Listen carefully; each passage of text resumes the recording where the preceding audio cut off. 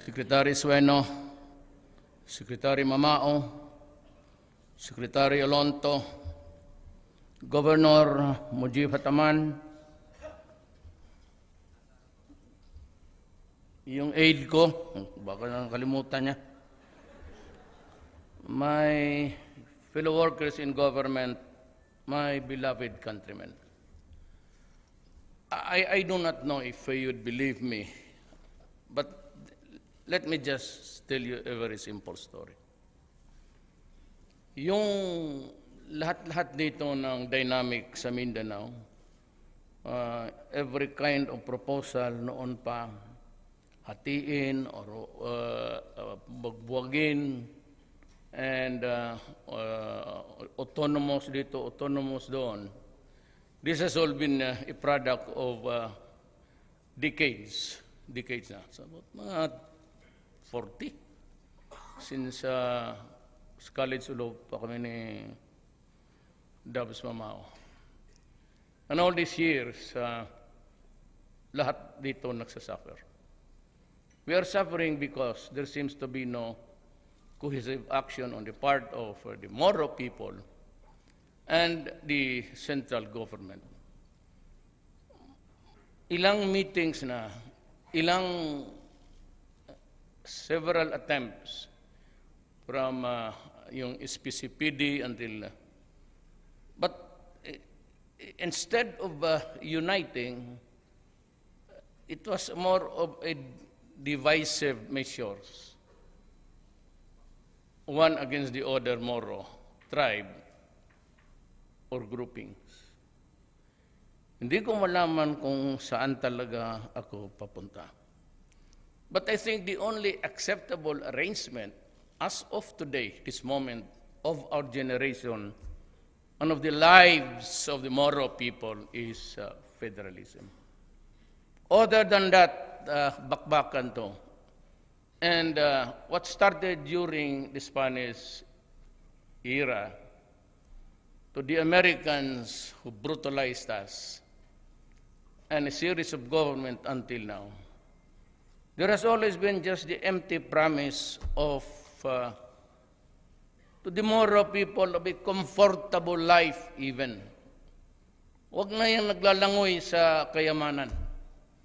Just a simple life na yung anong kanya, anong yung lupa niya, magiging kanya, at ano yung pawis niya, maibigay niya sa pamilya. Amo sa totoo lang, ang pinaka-structure na acceptable, aside from the extremists, is really federal setup. Nung nauwi ako kagabi at kaninang umaga, dalawang leading members of Congress, kamaya ko na lang sabihin, pag sinabi ko na sa kanila, tumawag. Sabi nila, Rod, okay pa. Okay ma, sabi ko, ano problema? What about itong development na terrorism? Kuno, look guys, yung terrorism hindi nag-umpisa dito. It was started a very long time ago. Not by the people of Mindanao, but by the colonialists. They started the killing, they started the plunder of the land, and they lived off fat of Mindanao. Magandang buhay nila. So it is just a reaction of a person who has been deprived of the most precious thing of all of his possessions, and that is the land. So, what's actually sinasabi ng Muslim rebellion or a Moro rampage there is actually the Moro nationalism, to put it correctly in the proper perspective. The anger fed in the minds of the Moro is actually yung nationalism niya sa lupa niya. Just as you would call everybody here a Filipino nationalist who sticks to the interest of his own country. Kung hindi naman trabaho ni hataman niya magpadala ng bomba niyan. O wala mga si Mangudari ito pakialam dyan sa terrorism. Those were the words that came to my mind because they're the familiar names that crops up every day. Alam mo, sabi ko sa kanila, you have to do more than just pay lip service. You have to start the ball rolling. The Moro people will not wait for another term of a president. At ayaw ko naman magyawang, sa totoo lang, na kung wala ako, mahirapan. Ang sinasabi ko lang tuloy, baka hindi na ma-realize ng Moro people. I'm not saying that. I am not an indispensable factor in this island. But what I'm saying, the most, maybe not really golden, but the most appropriate opportunity at this time of our generation, tayong buhay ngayon, will be now. Kasi ako, interesado talaga ako, sans the influence of other people. Nobody is a delegation from another country insisting us that ito, ganito, gawain mo, ito, mayor, ganito. I don't listen to them. I just got my gut feel. Hindi ka gano'n mo, United Nations pupunta dito. Who are they really to even suggest to us? This is our land. So we fix it. And what is the most appropriate na hindi talaga magkaroon ng full-blown revolution? Because hindi ko talaga mabasa sa kanila eh. Kaya sabi nila, Rod, ayusin mo yan. Kasi how are we supposed to craft a new law? Or even to suggest that there will be a plebiscite after we shall have begun to implement a federal system. Matatalo yan sa plebisito. So back to square one tayo. So the only way really is to convince the richest Moro here in this hall and the poorest Sama and dyan sa Quezon Boulevard, is that we have to, art is the life of accommodation and compromise.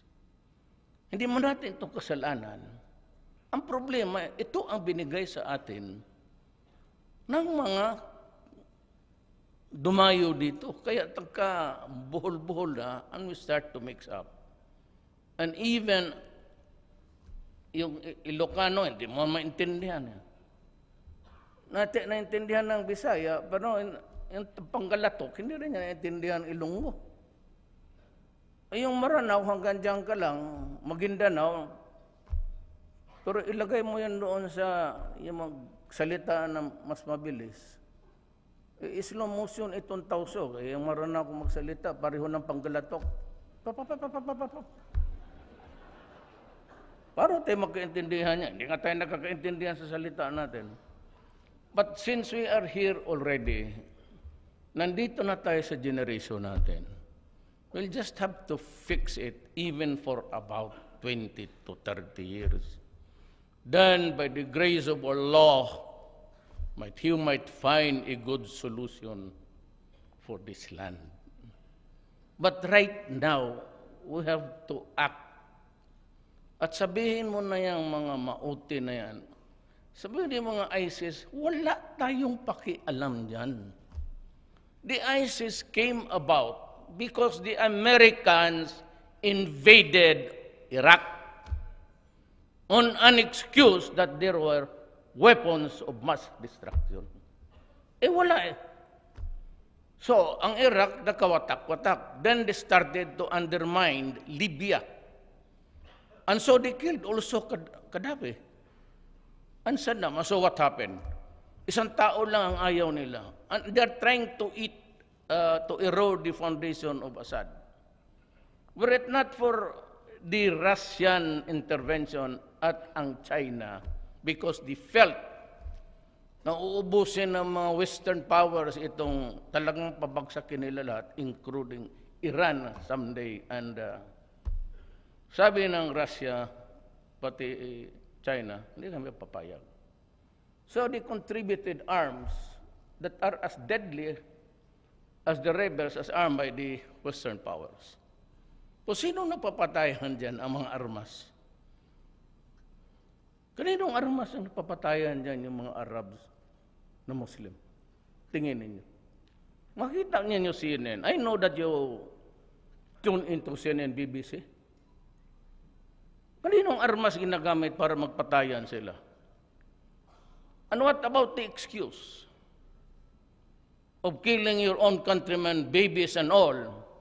Paputukan mo ng kanyon, and then you invoke the name of the Supreme Being. What? Are you asking forgiveness? Or are you praising brutality in this planet? Tapos sundin natin yan. So there will be no peace. Ang next generation, yung mga anak, mga apo ninyo ngayon, saan papunta yan kung kunan mo ng kumpas? We provide the compass for them to navigate through life. Kung saan sila magpunta anong tubig to go home to their native land. How do they navigate amongst the politics and hatred already there? Marami ng massacres, marami ng patayon. Marami ng ayaw kasi naubos yung isang pamilya, no? For both sides, actually. How do you, kung walang magkaisa tayo ngayon, ngayon na. Ngayon na, kasi pag ayaw ninyo, then prepare. Your grandchildren are children of the days of suffering to come. Ganon talaga. Ayaw ko nang do not look even beyond to search. Manood ka kung ano nangyayari si Aleppo pati Mosul. The last nakita ko kanina was 37 mostly. Bata pati mga babae. Ano kasalanan ng isang Sunni? Ano kasalanan ng isang Shiite? We all believe in God. But why do we have to suffer? There is a great divider between the Sunni and the Shiite. Dito wala. It's just a matter of category. Anong klaseng Muslim ka? In the same manner, ang mga Kristiyano, anong ka ba? Protestante. But that's about all. It's not a reason to be killing a race. Mauubos na ang mga gago doon, anak ng... By the time that this war will be finished, and all the terrorists are exterminated, halos sila maubos na rin. So why is the IS? Is the IS connected with the Muslim nationalism? Does it have to have the connectives? Ano? Tell me. ISIS was a product of the soldiers of Libya and those na hindi binigyan ng importansya ng Amerika. They became radicalized because they were bombing people with ang hinuhulog tag isang eroplanong gasolina. Until now, kita mo yung mga bata na tinatakbo sa ambulansya. I hope everybody, if you do not agree with me, just try to figure out what I'm talking about, and you would know. Ako, I'm offering my term. Sabi ko nga, makraft lang yan. Huwag kayong paproblema sa akin. If you can craft 3 years from now, ang federal setup, but I would suggest that it must have a strong president, otherwise delikado. And ang parliament, president is limited, 5 powers lang yan, to convene and to call for an election, and maybe in times of war and danger of the state, he can intervene. Yun lang naman, pang-gobyerno, bigay mo sa parliament. So, ano pa rin ang kakapigil dito? Sabi ko sa kanila, dalian ninyo yan. Sabi ko, matapos kayo ng 2-3 taon, I will step down as president. You can have my word. Taya ninyo yan. Pag nagkaroon ng parliament at mag-eleksyon ng presidente, I will willingly step down. I will resign. I will not hang on to power. I do not need it. I have enough to be for 40 years as a congressman, mayor. It does not really seem different from what I'm doing now. Opisina lang o balay opisina. Same, I study at night. But that's about the sweldo, cannot compare. Sa pagod mo, pagdating mo, lahat ng department yan sila, may folder. Defense, Foreign Affairs, galing kay DAB, basahin ko yung lahat gabi-gabi. Ako maglagay, okay. Disapprove. But I have to read. How can I disapprove? Approve without reading the... Anong oras ako matulog? Alas 3, alas 4, alas 5. Minsan alas 6. Tapos magising ako ng alas 12.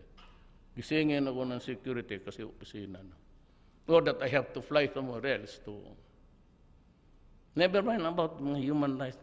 Alam mo nila na hindi... Tsaka hindi yan sila ang... Tanongin mo sa bukid kung sino ang presidenta niya. You ask the NPA, they'll tell you Duterte. Yung mga palip-lip dyan, akala nila.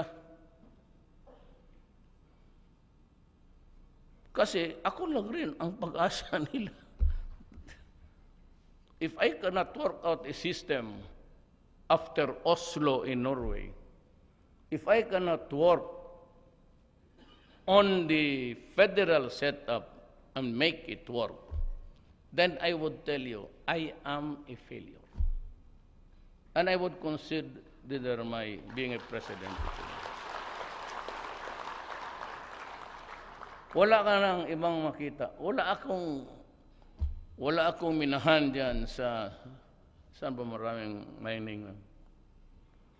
Wag na, kasi magtingin na naman tayo. Wala akong baski isang halwan dyan sa Ligwasan Mark. Wala. Lupa ako.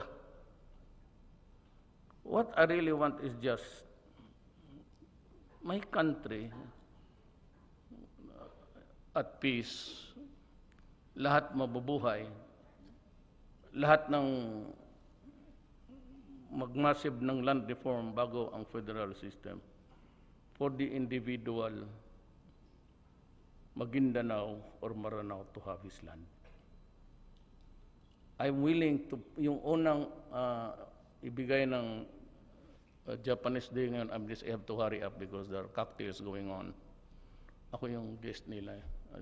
Birthday ni Emperor. So I have to run there at the opposite side. Yung aid nila, unahin ko talaga ang ako mismo magpunta. Doon sa Maote, 5 kambing, huminto ka na. Mamatay ka na. Tensyon, ilan? 50 lang kayo, tapos maglaban kayo ng armed forces. Kalukuhan. Pumunta ka na lang doon sa Middle East. Mamili ka ng anong aeroplano, Emirates. Okay, bigyan kita ticket. Sige, doon. Wala namang gawin mo dito, disturbuhin mo isang community. Then what? After that? How about yung namatay? They are into believing something which is not really true. Kasi yung kausa nila hindi nga atin eh. Wala naman I do not allow oppression in this country. And I will never do it. Sabi nila, martial law. Martial law. Mag-martial law ako dito. Ano? Patayin ko lahat yung maote, pati yung mga religious extremists. Then,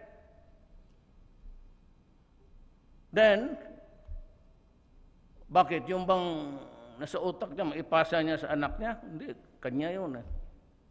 So, but what this guy would remember is ang tatay niya pinatay. So, martial law for what? Killing people? I would rather empower every mayor. Wag lang ninyo gamitin sa iba because there's ito mga sundalo to.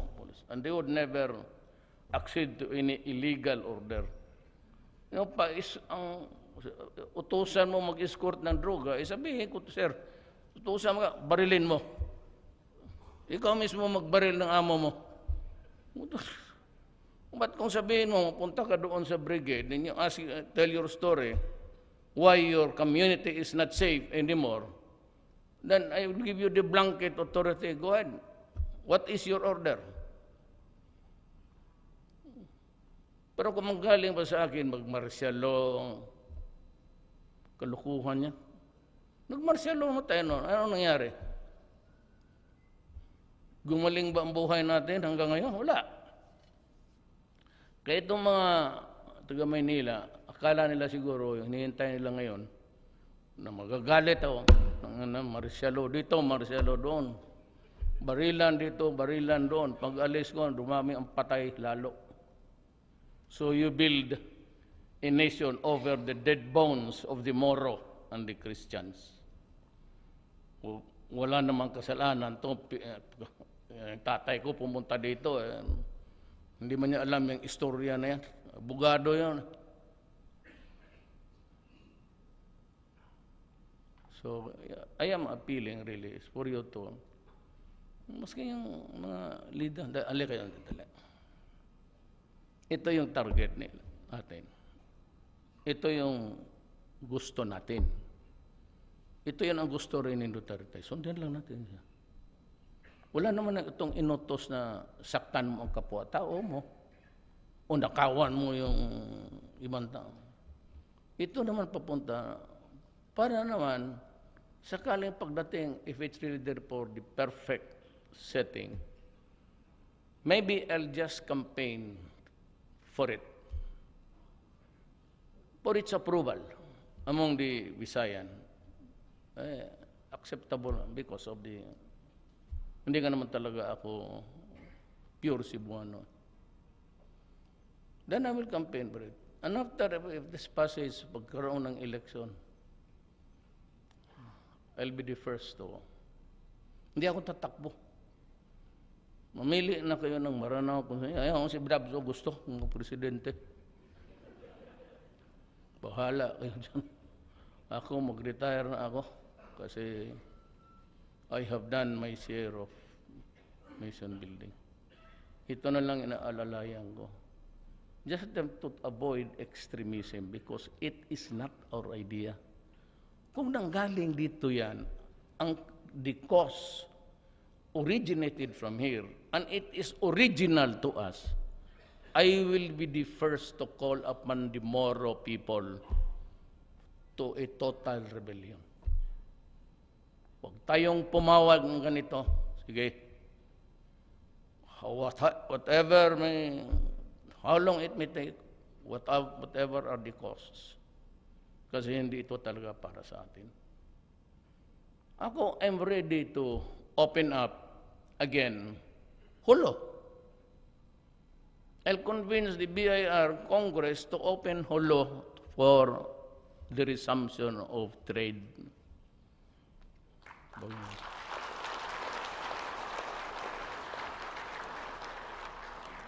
Ang experience ko dyan sa distribution ng farm, is hindi ako magbigay ng mga karabaw.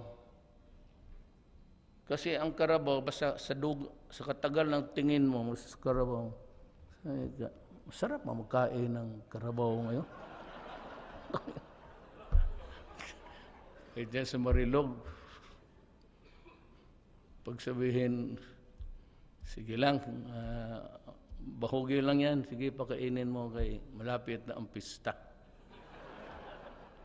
Bigyan ko lahat dito traktor.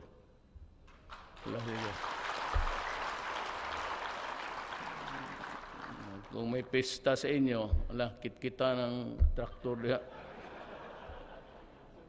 Hindi lang ito sabihin mo sa inyo, ha? Lahat ito, lalo na ang mga Kristiyano, kaya mahilig man sa pista. May pista ni may pista ni Santo Josefo, Santo Fernando, Santo Rodrigo. Putang. Ay, nako. So, ang aking is yung milk cow, kayong mga taga Davao, I bought so many cattle. Dinistribute ko. Carabao, ganoon rin. Iyaw eh. Iyon namang baka is many of the children, pag kinuha ko binili ko yung gatas. So, I had it distributed in the public schools. And any child would want to drink milk. Problem is, pag inom ng nagtatae because of lactose intolerance. Hindi na sanay sa... So the nearest to a mother's milk, a human being's milk, is yung goat. So yun ang Plus yung my experience dito sa aking lugar dyan sa Carmen, dyan ako nag-hunting. May maliit na bahay ako dyan sa Midsayap, Carmen, boundary. Ang sheep, may mga wool na brown na imported, hindi talaga mamatay, baski latiguho ni mo kalima po buhi. Pero ang kanding, patay. So you cannot buy those imported ones. They cannot survive the environment because wala sa kanilang DNA ang the kit for survival. Wala sa genetics nila. But ganon siguro ko. If I'm going to give you a tractor, I must see to it that I must give you a land first. Puro ito sa wala dito. Kaya itong lahat nandito, hindi ito kailangan ng kambing. Bigyan ko kayo helicopter, aeroplano. Yan. Yun yung sa maliliit. Tayo, whatever good that you're doing na gives you money, go ahead. So, my mga kapatid ko, I pray that we can sort out the things. I want it done before the end of the year. Sabi ko kay Bebot, but huwag mo itong patagalin kasi pag namatay ako dito, mahirap ang kausapin yan. Even the trust. Pag walang kumpiyansa lang, kasi they have been used to, binubula kasi ng over the years. Kung iba naman ang nangyayari, so hindi yan basta-basta mo madala. The fact na kung papayag ito, they will follow because that is for their own good and for the good of everybody. And that's it. It's nothing to do with personal alliances, loyalty. I do not need it. But what you should understand from me, at believe me, na gusto ko talagang mangyari yung dapat mangyari, and that is semblance of your territory, your governance, and the happiness of the Moro people. Maraming salamat po.